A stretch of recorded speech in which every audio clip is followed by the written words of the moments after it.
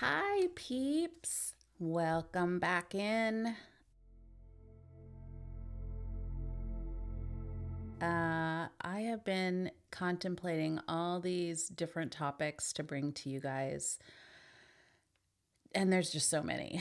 And my head starts swirling, and then I'm reading all these different things. I'm reading a lot of different books, so hopefully I'll have like really good information for you guys later on in more episodes. But one of the things that I've been thinking about lately, mostly because my girls are grown now and we are a week away from Dominique's wedding. So the last one is flying the coop and starting her own life with a husband.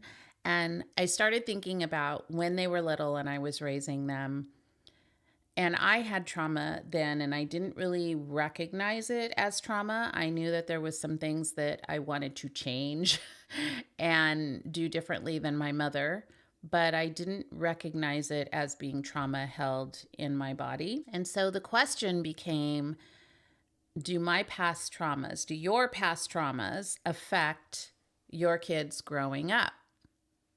So in other words, what can we do when we start seeing patterns of trauma passed on? You start recognizing in your own children, like, ooh, I think I gave that to them. I think they might have picked up on those kind of vibrations. I don't know, like those things that we do that all of a sudden you see your kids doing and you're like, ew, that's not a good trait to have. But here we are. So even in the best of families, we have a tendency to put our opinions or our traumas onto our children, and we have patterns of behavior that can be instilled in our children. So then our children recognize as they get older, is this healthy? Or they end up maybe not doing anything the way you've done it, or they walk around with the same trauma themselves. And how do we break that pattern off? So let's talk about that. So I realized I had unconsciously done something wrong. I watched as one of my daughters experienced some unknown fear with such exaggeration. And I immediately realized that she picked up on that behavior, that awful behavior, from me. There have been instances where she has looked back at me and said, well, Mom, you did this to me. I've watched her like go down this, exaggerated path of something that maybe hasn't even happened yet, but her mind starts swirling. She has a fear.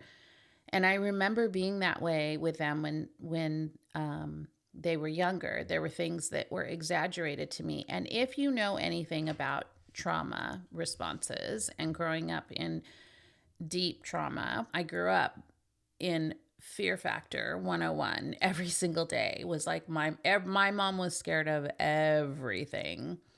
And rightfully so, because she put herself in situations that were dangerous. And so the world to her was dangerous, which in turn, the world to me became dangerous. I have to be on high alert. I taught my girls street smarts when they were like 10 up, when they could be somewhere and they had to walk in by themselves for a few feet ahead of me. It was like, look around you, look at your surroundings, everything's fearful, all that. But it became like, I think this trauma affected behavior where I was throwing those kind of opinions into their minds. We would laugh about it as they got older. They're like, you did this to me.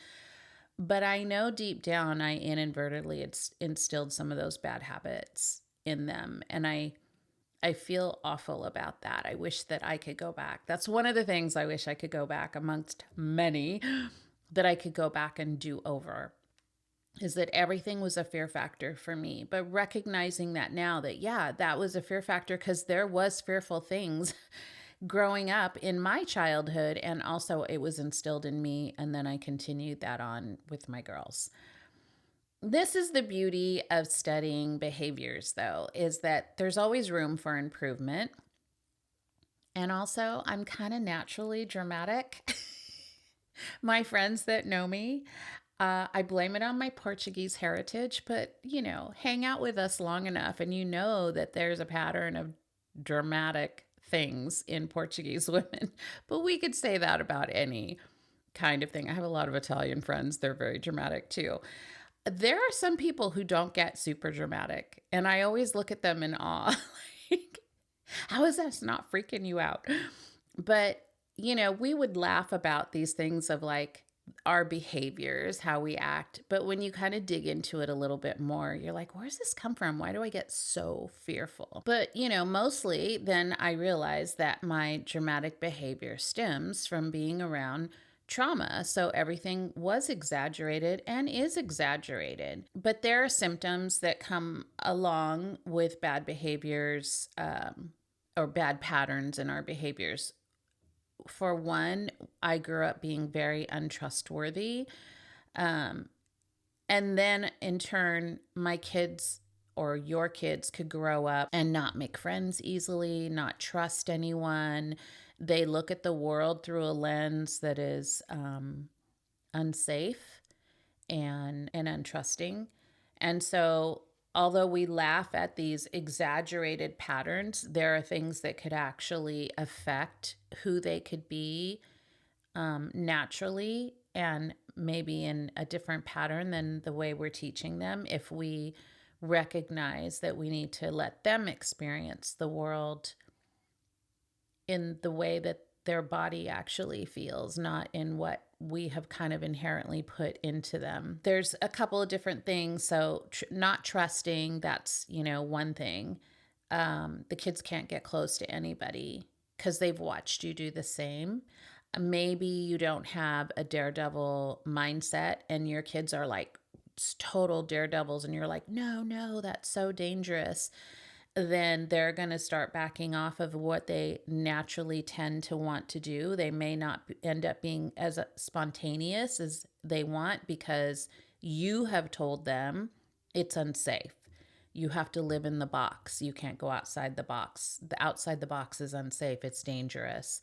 When, the reality is if you have a kid that's a daredevil, there's going to be cuts and scrapes and hospital visits and whatever. That's who they are. Like they like to just go out and live life to the fullest, and you don't need to make them feel bad about that.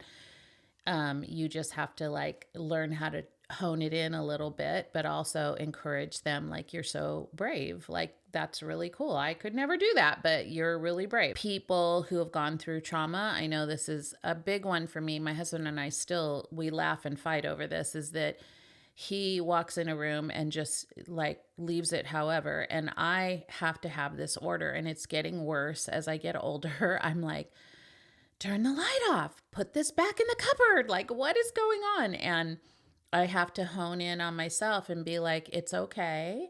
No one's going to die. But also, it does get to a place where it's like total chaos really bothers my mind because the order helps calm me down. So knowing the difference of that is half the battle. Just knowing like, I am more orderly. You are more, we'll say spontaneous in letting things go. And so when you are like that, and I realized my mom was like that. My mom was everything. We had things thrown out of a drawer if we didn't fold them right. This is the craziness we lived in, is that all our stuff would be thrown out of the drawer and we'd have to refold it again because it wasn't folded right. Now, I'm not on that extreme of it, but I have noticed that when I walk into the pantry and everything is neat and labeled and in order, it brings peace to my heart. When I walk in and there are new things thrown in there on top of the things that I had made room for that are neat and orderly, and now it's just disheveled, that is trauma for me. Like that just like, whew, it just triggers me. I don't like it. I feel unsafe. I feel like the world isn't on the right axis. Like it's bad. That's how my brain works. It's just like, no, I don't like this. And so then you teach your kids that, which this is what my mom did, is like, everything has to be in order or there's chaos in the world, right? Everything has to be in its place or it's not right. And so I don't think my children have picked up on that, but they know that I do like things that are labeled and in order and in a neat stack. And I like towels folded a certain way. And those are things my mom put on me. And so they have watched that. So there's been certain things that they also have picked up on that and that's not a bad thing.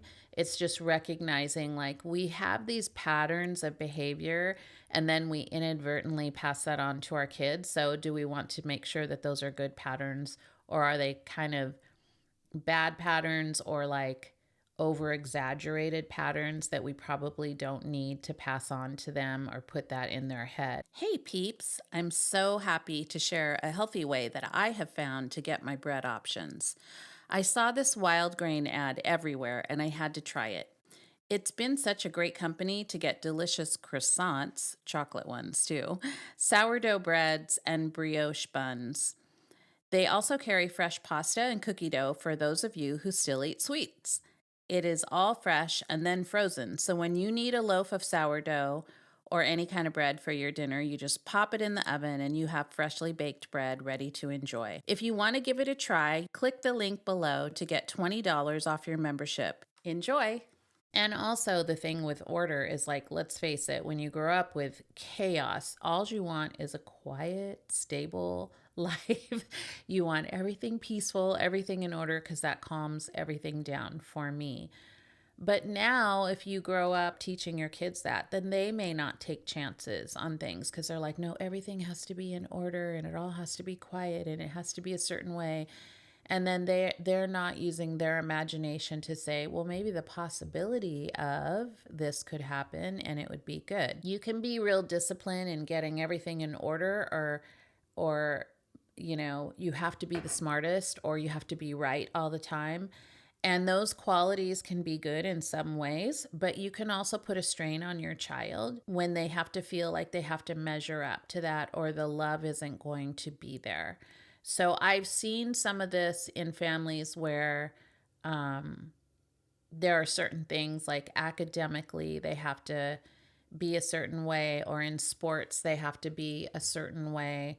And I feel like sometimes the kids react the way the parents want them to because they know that that's going to bring great love.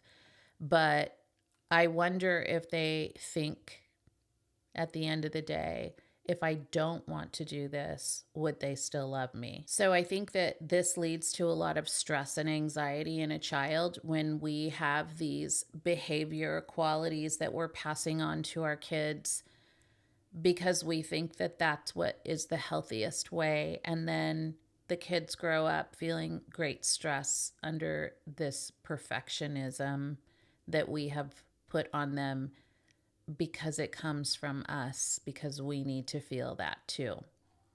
So what do we do when we pass on some of these bad traits or traumas to our kids? Okay, well, first off, just be kind to yourself. We're still figuring out this journey. You're figuring out this journey. We always do better. I feel like I'm a better mom now that my kids are grown. It doesn't make sense, but I can pass it on to my grandkids and learn more from them. We will get better and healthier as time goes on. We didn't even know some of these things were problems before today. So, number one, give yourself a break, be kind to yourself. It's the recognizing that is the most important thing.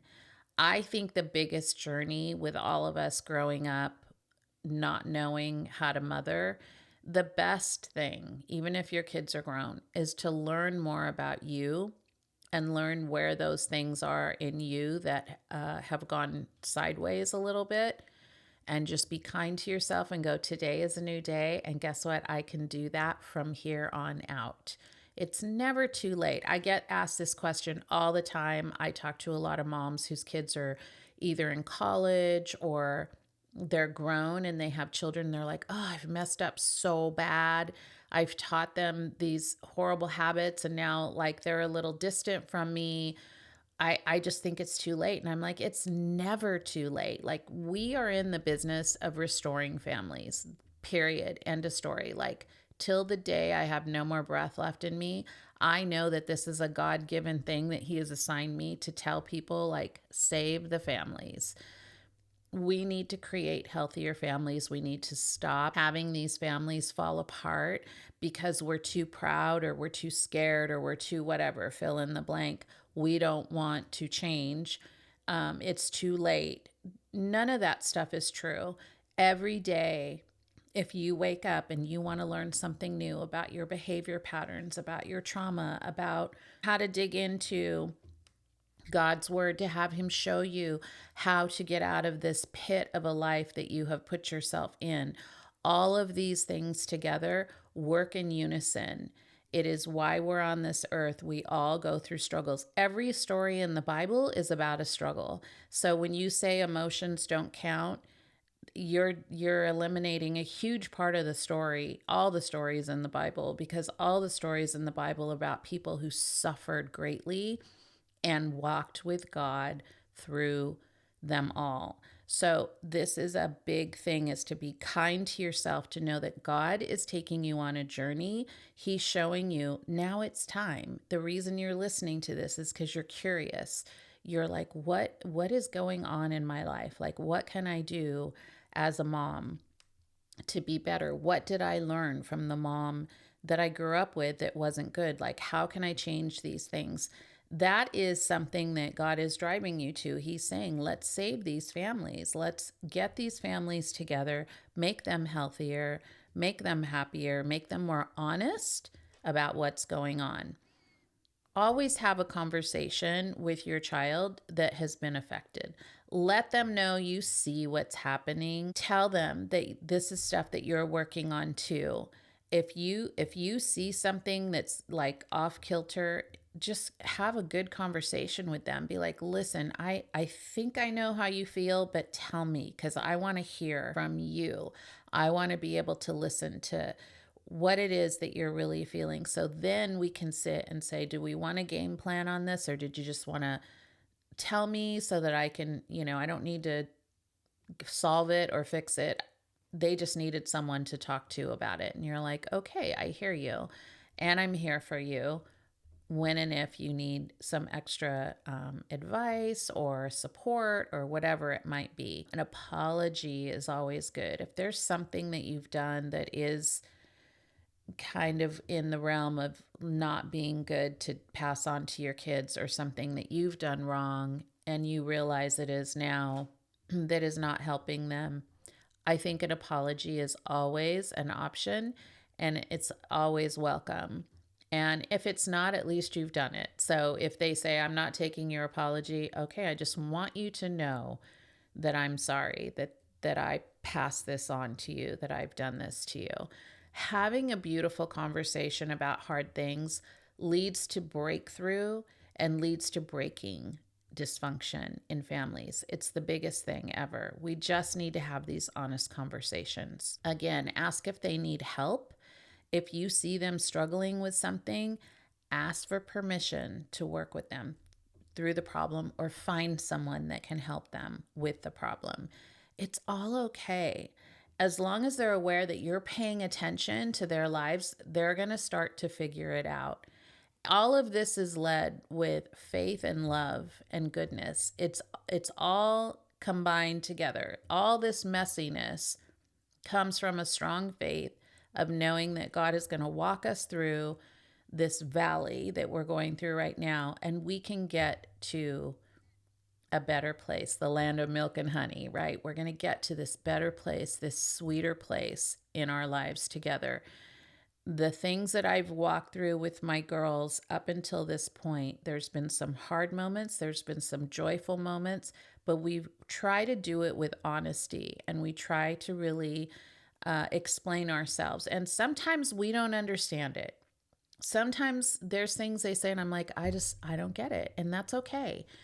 I don't need to, but I trust them. And I know that they have good hearts, and I know that they are on a mission to help our relationship also and keep our family intact. And that's the most important thing. And also they have a great faith. And so we just hold on to those things. Nothing is perfect. This isn't a one-stop shop where it's like you do A, B, and C and you have the perfect family. There's no such thing. It's not going to happen. You're going to have these bitter moments where you're going to get so mad at each other, and my behavior is going to affect their behavior, and then their behavior is going to shoot back at mine. And we learn as we go along, right? So apologies are always good. More conversation is always good. Prayer is number one. I pray for my family every morning, and there's still chaos in the mix of that. And I just know that God is there 100%. I have watched him walk through things with me right beside me where I'm like, Lord, I don't even know why this is happening right now. I'm at the end of my rope. And he's like, I have the end of the rope. Reach out and grab it. I'm going to help you. And he does every time. I haven't died yet from any of these issues. I felt like it, but I haven't. I have held on. I'm learning more. I'm teaching my girls more.